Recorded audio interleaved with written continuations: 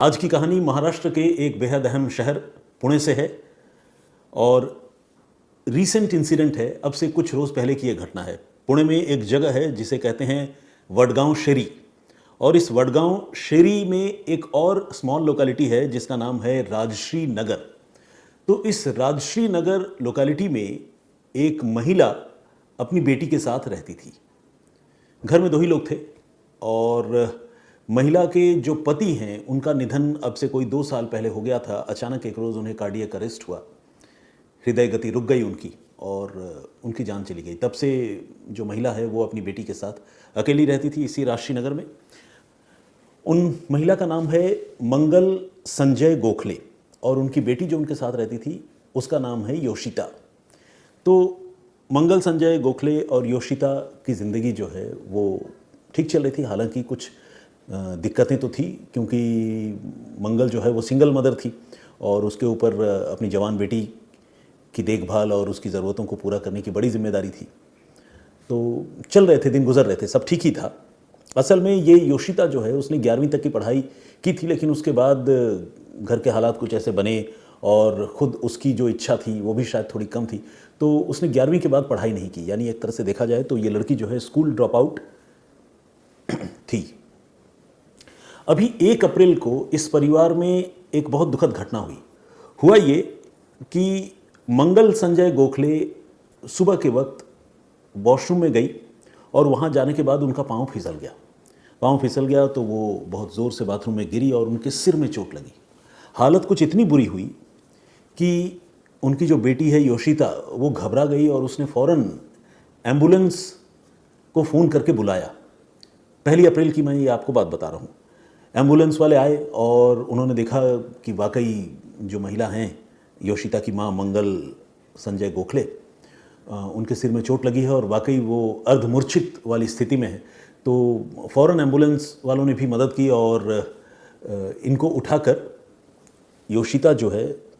Hospital लेकर गई और साथ में योशिता का एक कज़न भी था जिसे योशिता ने फ़ोन करके इस घटना के फ़ौरन बाद बुलाया था। इनफैक्ट वो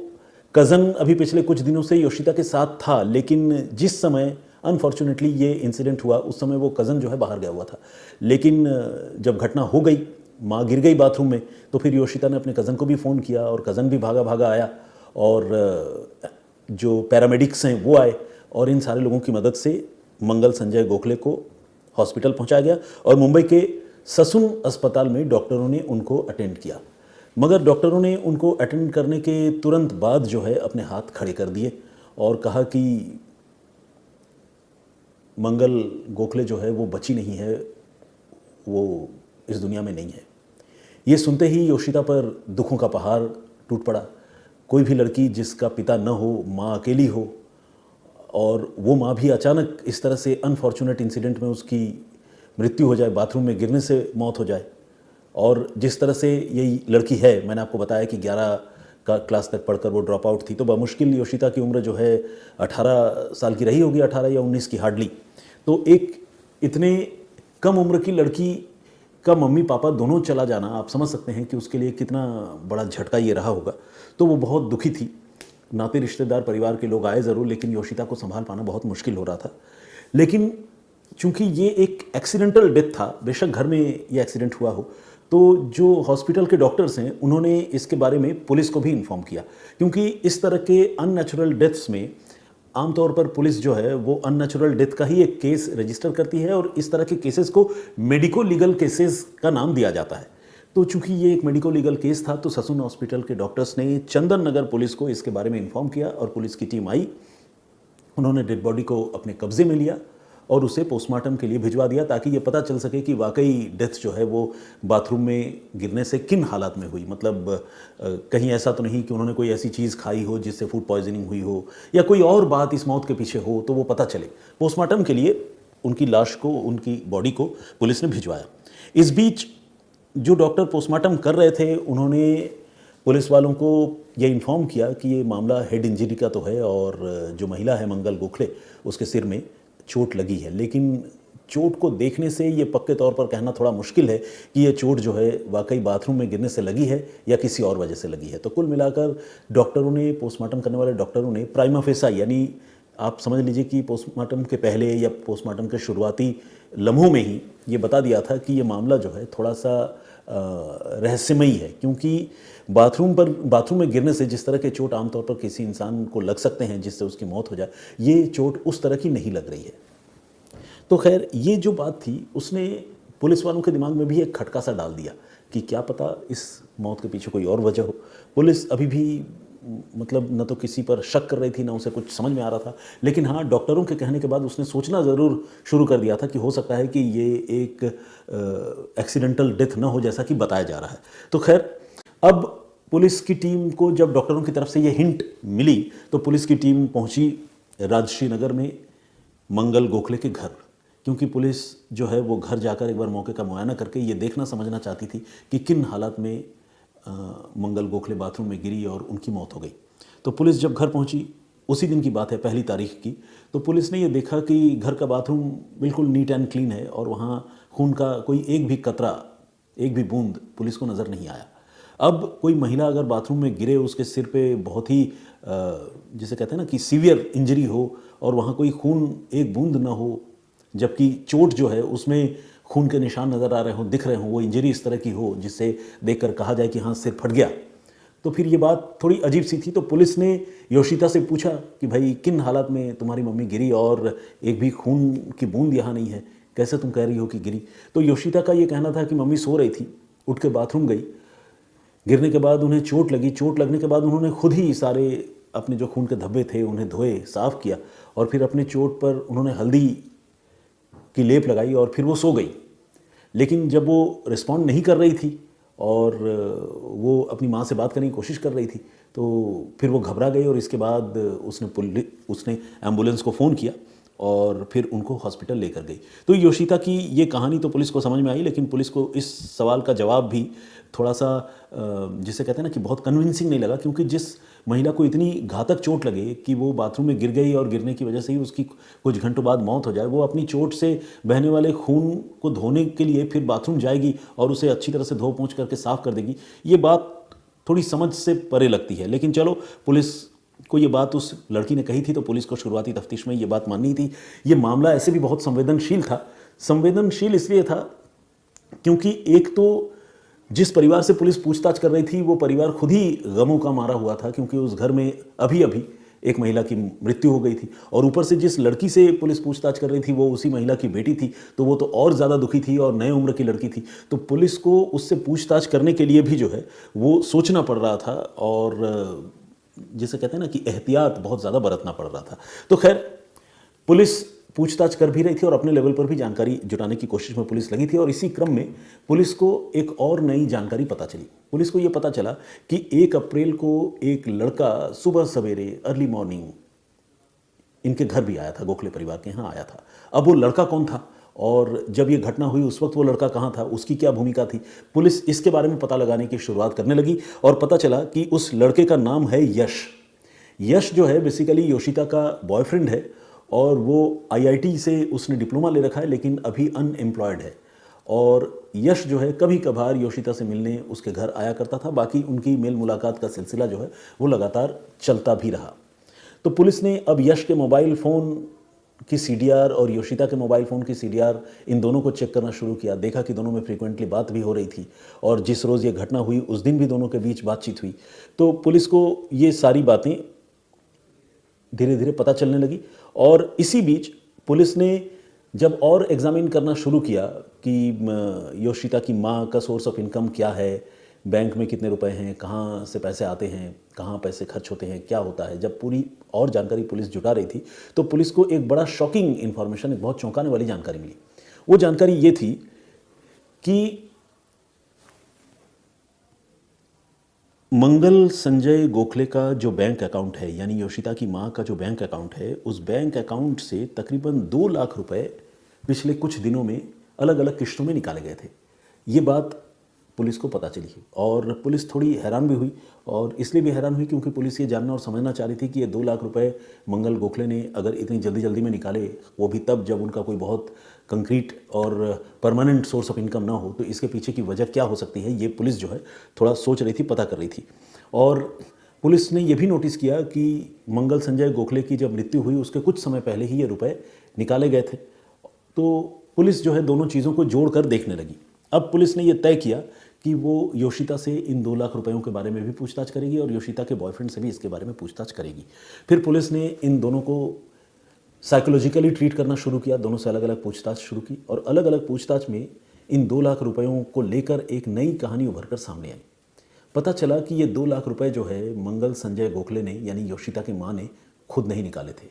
बल्कि उनका सिग्नेचर फॉर्ज करके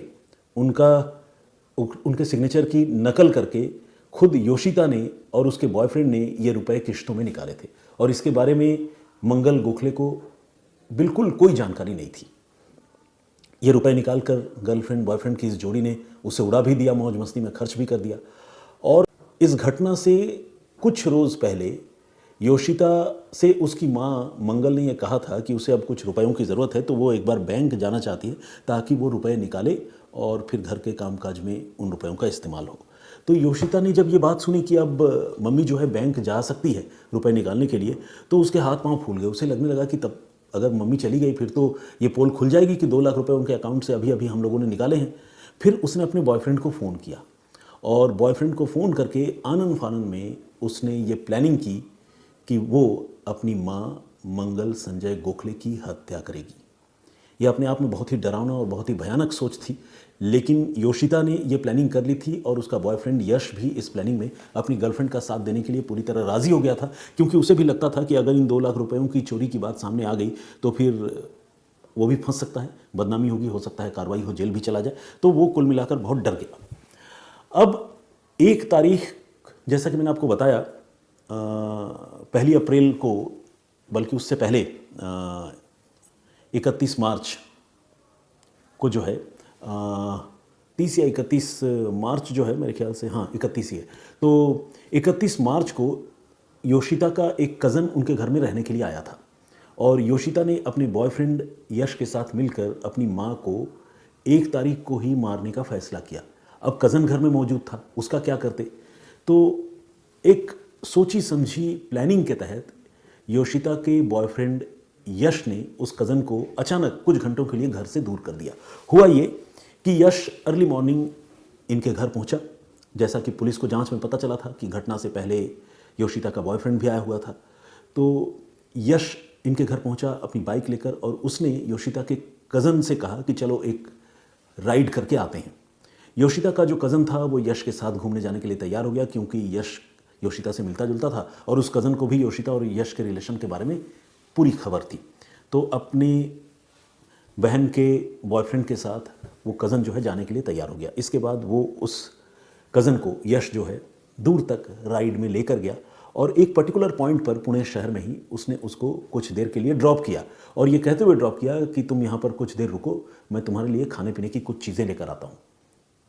वो कज़न जो है इस बात के लिए राज़ी हो गया और वहाँ उसी पॉइंट पर योशिता के बॉयफ्रेंड यश का इंतज़ार करता रहा। इस बीच यश जो है वो फ़ौरन घर पहुंचा योशिता के पास। योशिता अर्ली मॉर्निंग ही जाग चुकी थी, कज़न भी जाग चुका था, लेकिन योशिता की माँ मंगल संजय गोखले ये सो रही थी। योशिता और यश ने इसी छोटे से टाइम फ्रेम का फ़ायदा उठाकर पहले स्कार्फ से मंगल गोखले का गला घूंटा और गला घूंटने के बाद जो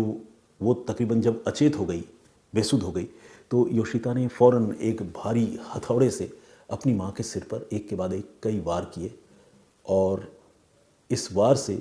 उनका स्कल जो है वो पूरी तरह से फ्रैक्चर हो गया और इसी वार से उनकी जान भी चली गई। लेकिन चूंकि अब वो कत्ल कर चुके थे और लाश को ठिकाने लगाना भी एक चुनौती थी और दुनिया को ये बता तो सकते नहीं थे कि हमने कत्ल किया है, तो फिर इसके बाद योशिता ने वो झूठी कहानी अपनी माँ के बाथरूम में गिरने वाली वो गढ़ी और गढ़ने के बाद उसने अपनी कज़न को भी फ़ोन किया, जिसको यश ही कुछ देर के लिए बाहर छोड़ कर आया था, उसे बुलाया। ऑब्वियसली यश को भी बुलाया होगा और एम्बुलेंस वालों को फ़ोन किया और फिर बहुत हड़बड़ाहट में परेशान दिखते हुए वो अपनी माँ को लेकर ससून हॉस्पिटल पहुंची। लेकिन योशिता को ये पहले ही पता था कि उसकी माँ इस दुनिया में नहीं है, क्योंकि उसी ने तो हत्या की थी हथौड़ा मारकर, उसे ये कंफर्म था। और हॉस्पिटल में जब उसकी माँ को ब्रॉड डेड बताया गया तो योशिता ने रोने धोने का पूरा नाटक किया, और इस तरह से उसने पुलिस को, अपने तमाम नाते रिश्तेदारों को, जानकारों को छकाने बहकाने की बहुत कोशिश की। लेकिन पोस्टमार्टम रिपोर्ट में जो टाइप ऑफ इंजरी थी, यानी चोट का जो प्रकार था, वो देखकर डॉक्टरों ने ये समझ लिया था कि ये चोट जो है वो बाथरूम में गिरने की वजह से नहीं, बल्कि किसी हेवी ऑब्जेक्ट से उनके सिर पर वार किए जाने की वजह से लगी है। इसके साथ ही कुछ स्ट्रैंगुलेशन मार्क भी वहाँ पोस्टमार्टम करने वाले डॉक्टरों को मिले, क्योंकि इन लोगों ने स्कार्फ से पहले मंगल संजय गोखले का गला घोंटने की कोशिश की थी, अपनी माँ का गला घोंटने की कोशिश की थी योशिता ने। तो ये सारी इंडिकेशंस या सारे प्रूफ्स जब पुलिस को मिले तो फिर पुलिस ने योशिता को कन्फ्रंट किया। योशिता ने अपना जुर्म कबूला और पुलिस ने यश और योशिता इन दोनों को गिरफ्तार कर लिया। यानी एक लड़की को अपनी माँ के कत्ल के जुर्म में पुलिस ने गिरफ्तार कर लिया, और वो भी एक ऐसी सिंगल मदर जो बहुत मुश्किलों से अपनी बेटी की परवरिश कर रही थी, उसे पाल रही थी, उसके हर ज़रूरत का ख्याल रख रही थी। उसने अपने बॉयफ्रेंड के साथ सिर्फ मौज मस्ती करने के लिए अपने ही घर से, अपनी माँ के अकाउंट से पहले तो जालसाजी करके 2 लाख रुपए चुराए, और फिर अपने इस चोरी को छुपाने के लिए, कहते हैं ना कि एक झूठ को छिपाने के लिए इंसान को 100 झूठ बोलना पड़ता है, अपने इस झूठ को और इस चोरी को छिपाने के लिए यश और योशिता ने फिर मंगल गोखले की हत्या कर दी, यानी योशिता ने अपनी माँ की हत्या कर दी। तो ये थी पूरी कहानी। इस घटनाक्रम पर आप क्या सोचते हैं प्लीज़ कमेंट करके ज़रूर बताइएगा।